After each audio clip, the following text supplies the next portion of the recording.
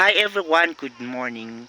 So naata karon diri guys sa daruhan, which is na ay nagdaro akong papa, nagdaro siya dito guys. So kani siya area guys is iyahan ni sa Miss Talakag and Lagata Bukidnon 2026. So ang akong papa is ga-maintenance na siya daro diha guys. So mao na siya ang iyang ginadaro. So naapod sila carrots dito nga hapit na po siya ma-harvest din. Ang uban ang iyang kanya area is di-harvest na ni siya. Naapa dito guys doon sa cemetery. Naapod sila kuan kanang ano pigirihan diha guys. So kani siya nga area is iyan siya sa akong friends. So naadiri akong mama pag umangkon nang hagdaw mi og carrots kay karon guys is mahal kaayo ang carrots tag 150 ang kilo. So bisag ka ng pangit na kaayo ang imong carrots, mahalin gid na siya pag mahal ang kilo.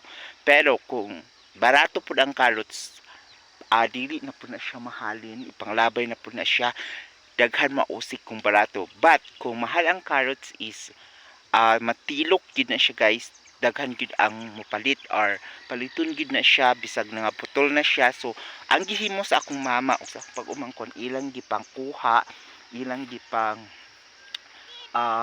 gipamudjot nila ang kaning mga mga wala na nga putol bitaw, kanang nga putol siya pag harvest, then wala nang gikuha sa nag harvest. So mao to ilang gikuha, so para timbangon nila, ikinilo nila. So mo ni siya ang inyong kuha guys.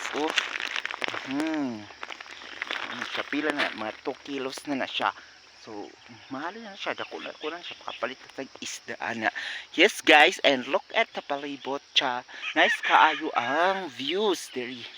Yes, nara sila guys atong tan-awon ang ilang gipang kuha.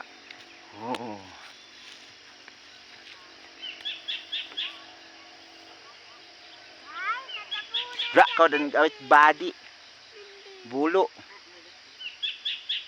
Ura kay ra din ko body. Da kay man tag bantay ura man din.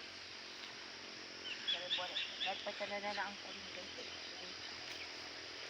Ya palugi. So maoto siya guys. So napi di na tamo ato dito sa Kadaro kay init na ang adlaw. So muli na ta.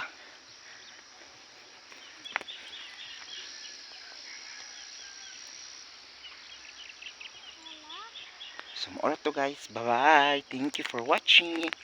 Ig-uliad ka na.